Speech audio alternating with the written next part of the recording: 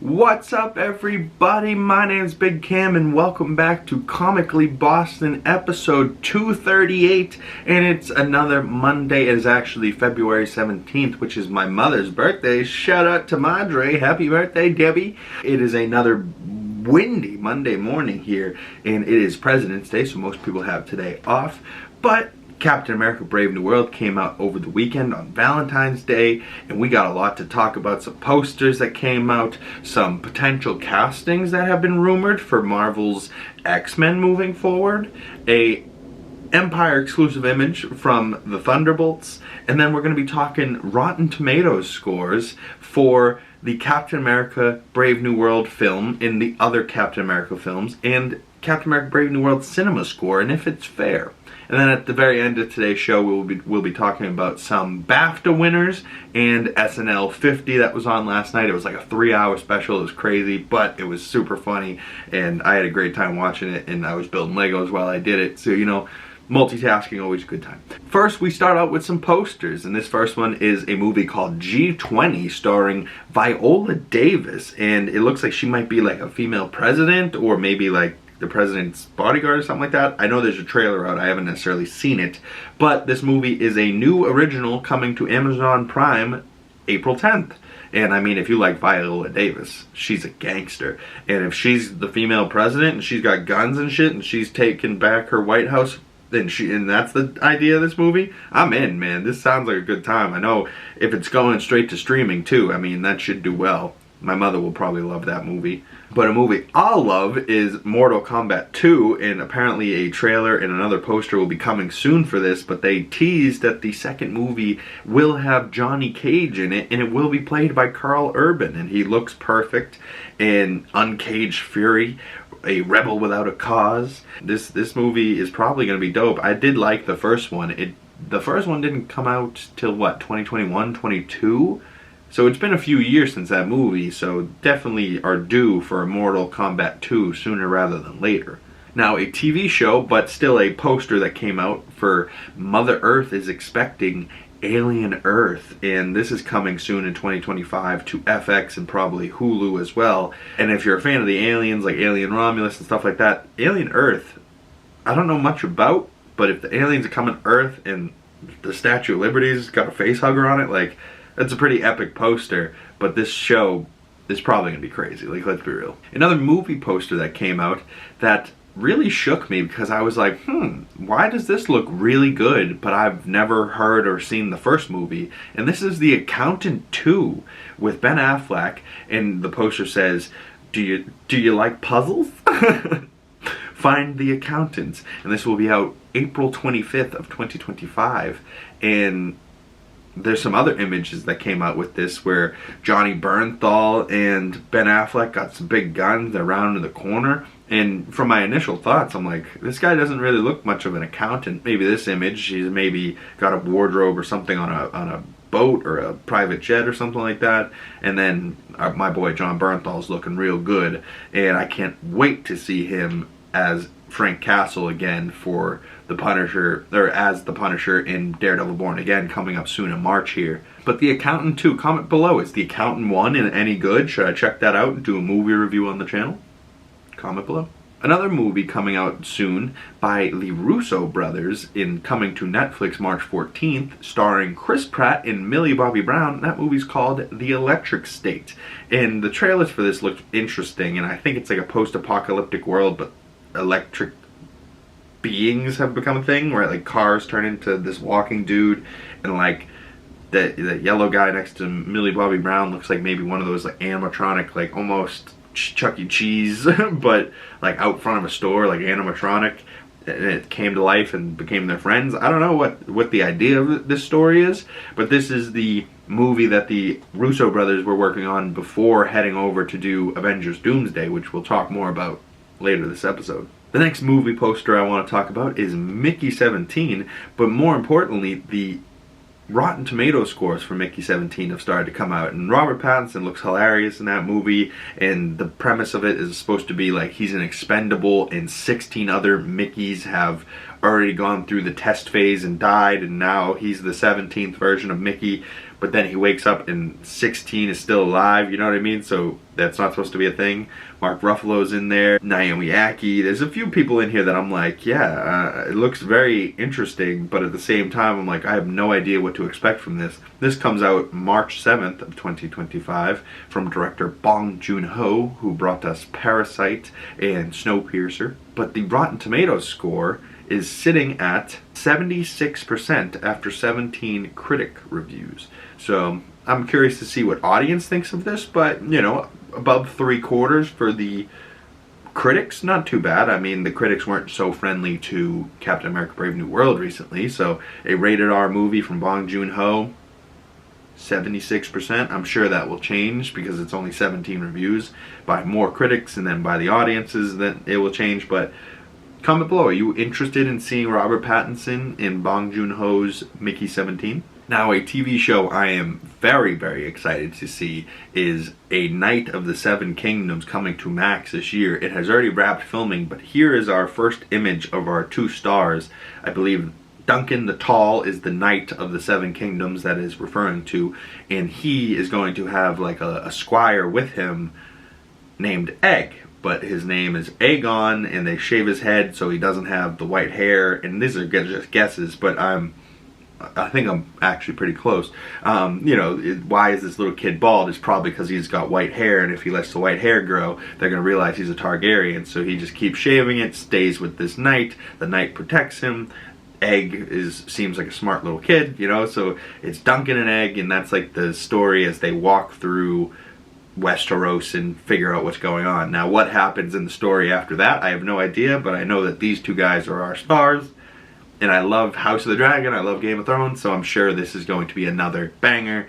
And if it's anything like the book, George R.R. Martin, that wrote the book, he was on set of this movie of the show, and was really impressed and happy with the direction it was going, which means that they didn't necessarily take left turns like they did in Game of Thrones season 8, you know, and stuff like that, where they just fundamentally were like, yeah, let's change from the book entirely. And he's like, well, I gotta write a whole nother season to this, and now my book isn't going to be like your show at all, so I'm just gonna take my damn time. And it's like, oof.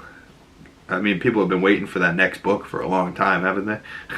Comment below, Game of Thrones and House of the Dragon fans, are you excited for A Knight of the Seven Kingdoms? A Apple TV show that I'm really excited for its 2nd season has now wrapped filming its 2nd season, and that is Monarch: Legacy of the Monsters. And I'm pretty sure they are also doing a sequel to Godzilla vs. Kong. What was the most recent one? Godzilla, Kong, The New Empire? Yeah, and I think they're doing a sequel to that movie. So I guess this will be the 3rd of the Godzilla Kong movies together, because we got, I think, a trilogy of good Godzilla movies before Godzilla vs. Kong, or Godzilla Kong was his 3rd movie. But at the end of Monarch: Legacy of the Monsters, I'm pretty sure it doesn't doesn't King Kong and Godzilla both like show up and look at each other? So the start of that season might be pretty crazy. But if it ties to the movie at all, you know, I'd be interested in that sense too, because the movie was epic. But if they bring back Wyatt and Kurt Russell, the show was epic, right? And Anya Sawai from Shogun, she's been winning a ton of awards, so, you know, bringing them 3 on this show does bring them some star power. So a very interesting rumor going around that Marvel has been looking for a Rogue casting, and there's also rumor going around that maybe Jenna Ortega has been in a rumored casting, maybe for a Kitty Pryde for the X-Men. But I like this Rogue casting so much that I just wanted to bring it up briefly on today's show, that they want Rogue to be Margaret Qualley. Now, I love this casting because Margaret Qualley, coming off of like The Substance, she is so gorgeous and so talented that like I could picture her with a crazy southern accent. And if you haven't seen the movie like Drive Away Dolls, she is so funny in that. She's got a thick country accent, and you know, she's the type of woman where like she could play serious, she could play angry, but she could play country southern real good, you know. Like, what you gonna do, Gambit? You gonna make me beignets? You know, like, and if imagine she's Rogue and her Gambit's Channing Tatum, I ain't mad at that at all. I mean, now that I just said that, I love that. Another image here from Empire Exclusive, an image of Wyatt Russell's Johnny Mayonnaise, Johnny Walker, the U.S. agent, Florence Pugh's Yelena Belova, former Black Widow, Bob, and Ghost. Ghost is maybe going to be a hero in this movie. Taskmaster's already not there, so maybe she's already dead. Ghost, I don't picture maybe living through this one. You know, I pictured quite a few of these Thunderbolts members dying, maybe even Red Guardian, which would break my heart, but he might just, you know, get murdered by Bob or Sentry, depending on what time of day he's in. The Rotten Tomatoes score for Captain America Brave New World was originally like 50-something%. I'm very happy that the audience score is much closer towards like a Captain America First Avenger, where it's sitting at 72%, and Captain America First Avenger was 75% audience score. Now, I don't know what the critic score are for the other three movies, but I know that Winter Soldier is sitting at 92% audience score, and that Captain America Civil War is sitting at 89% audience score. And that makes a lot of sense to me, right? Like the first Captain America First Avenger, I love personally, but maybe the world didn't, or maybe 3/4 of the world did, but 1/4 of the world didn't. Where it seems like 90% of the world loved Winter Soldier, and only about 8% of people were like, I don't know if it did it for me.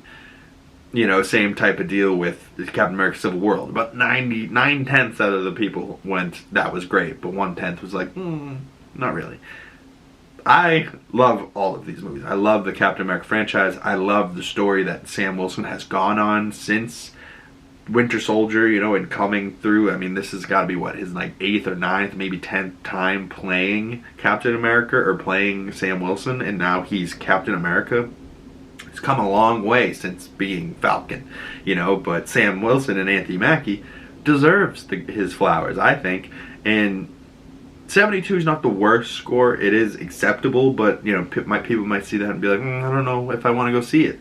And now the cinema score is a B-. Now me going to school, B-minuses were my goal. I was like, listen, C's, my mother would be pissed. A's, she'll be happy, but B, I can get away with. B- is about the lowest I can get before I'm in trouble. You know what I'm saying? So I don't think a B- is that bad of a score, but when it comes to these cinema scores, apparently it's not that good. Other movies, maybe Quantumania did better. All I know is a B- in my mind. It's not that bad a score.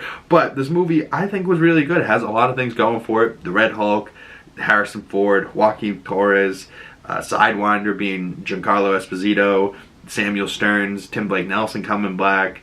There's a couple weird parts in this that I feel like either got cut out or just was like cut for time. And it's the Sabra Black Widow character. Like, what is her deal? I feel like she had a bigger role. And I feel like there was a little bit more storytelling, like why the leader and why Sidewinder and why Harrison Ford are where they are. But they kind of just cut to the chase and was like, listen, cut out all the nonsense.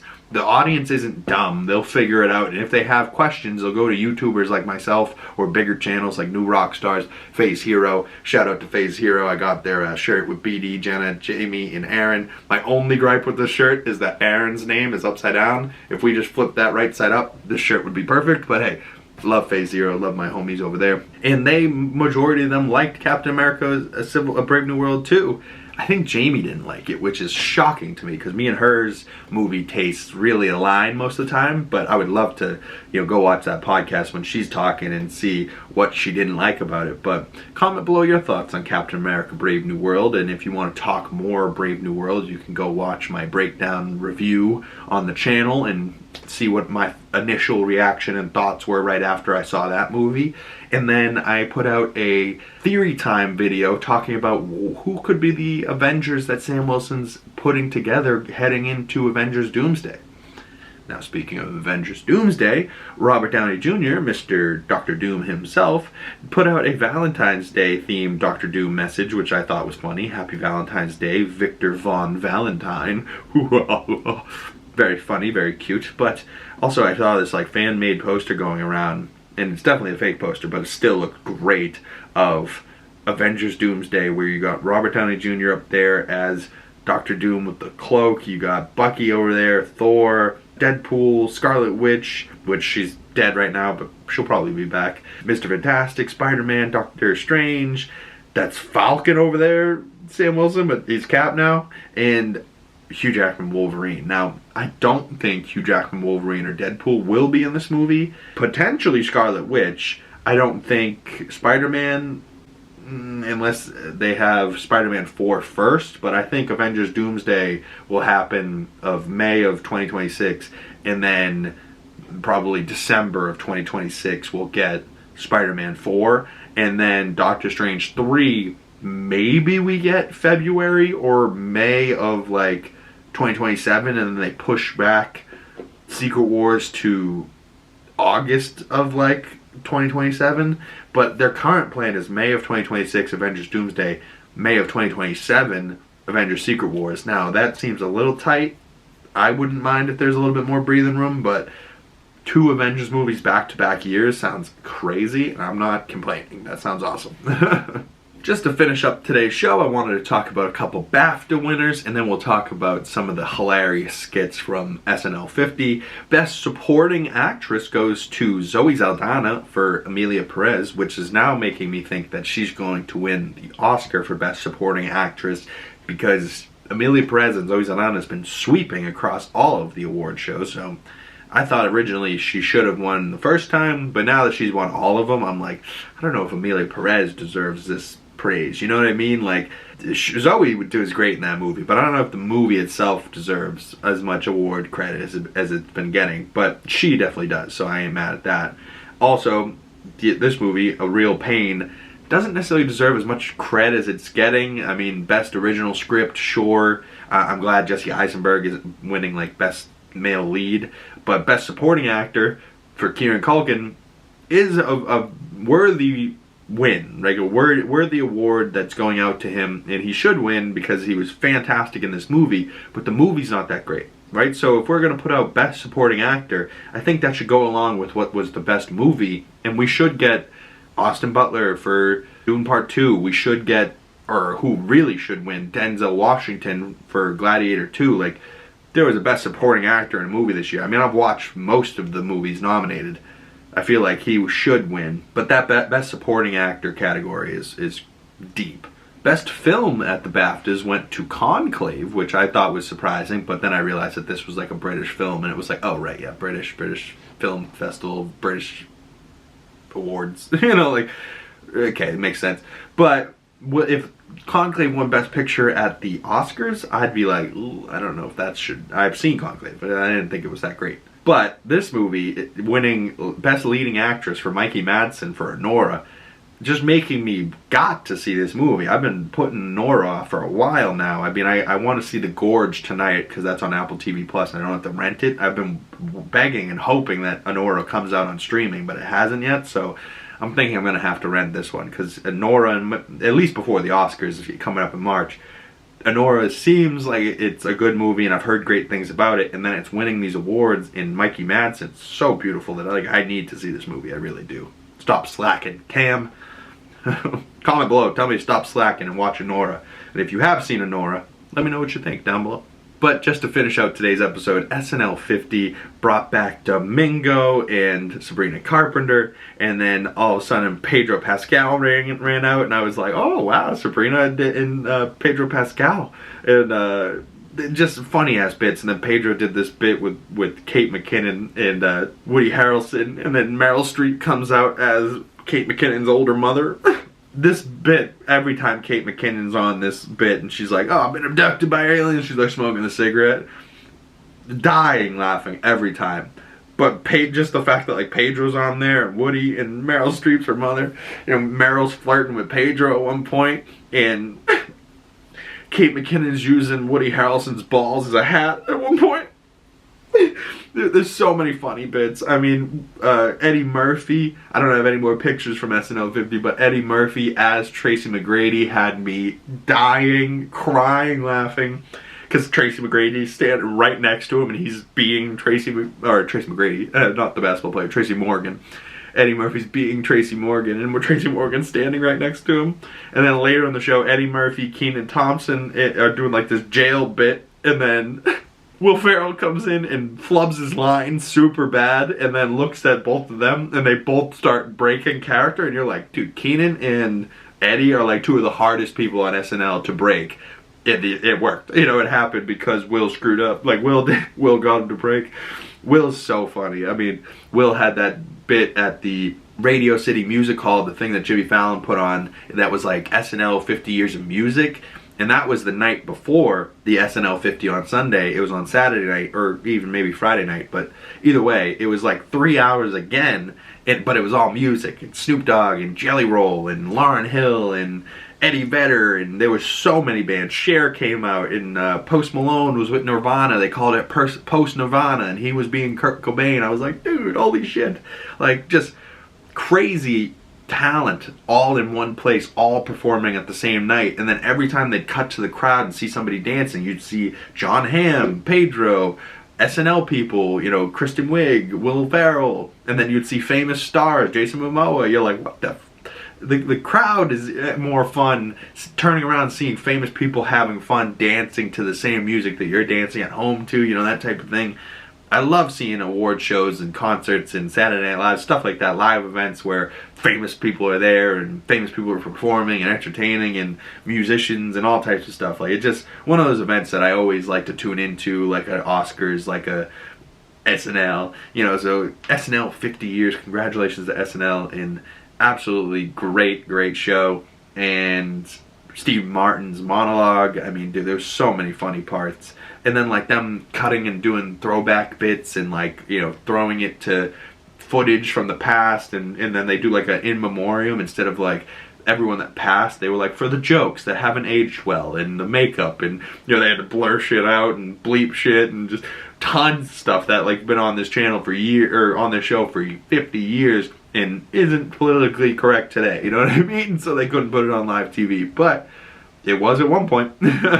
Shout out Lorne Michaels and everybody that on SNL, Tina Fey and Amy Poehler. At one point they're just doing bits with the audience. Like, that shit was hilarious, just going around. They're like, why are you doing bits in the audience? And it's like, oh, because we're trying to fill time so that we can get ready for other things, and that the celebrities in the audience don't feel left out because they're not in the bits on the stage. And they're like, no, we would never do that. But there's someone there and someone there, right? Like, then they go, that's the best part about SNL, is that they call out the shit that they're doing, and they don't just do shit and then like brush over it and let us audience members complain about it on Twitter.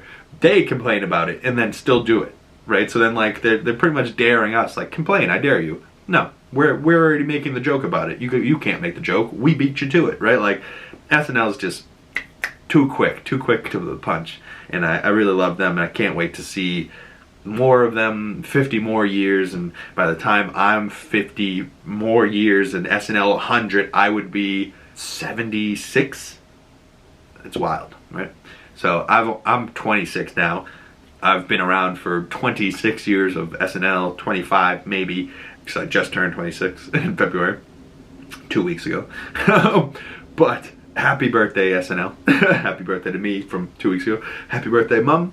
And thank you guys so much for coming on by. I've completely lost my train of thought and gone off on a rail. So thank you guys if you made it this far in the video. SNL50, BAFTA Awards, Captain America Brave New World, Avengers Doomsday. Comment below your thoughts on all these topics. If you have anything that happened over the last couple weeks that I missed, be sure to let me know down in the comment section below, or message me on my other social medias. Links down in the description below. Letterboxd, Twitter, Instagram, pretty much the same. Big Cam, 2 G's in the big, anywhere. Just look for this ugly face and you'll find me. And if you'd like to support the channel, the best way to do that is by liking this video, commenting down below, hitting that bell so you don't miss future videos and you get the notifications. Subscribing goes a long way, and liking videos and doing all that stuff on every video really goes a long way to push the videos out into the algorithm, and really supports the channel, and I appreciate everyone that does that. And I will see you beautiful people in the next one. Peace.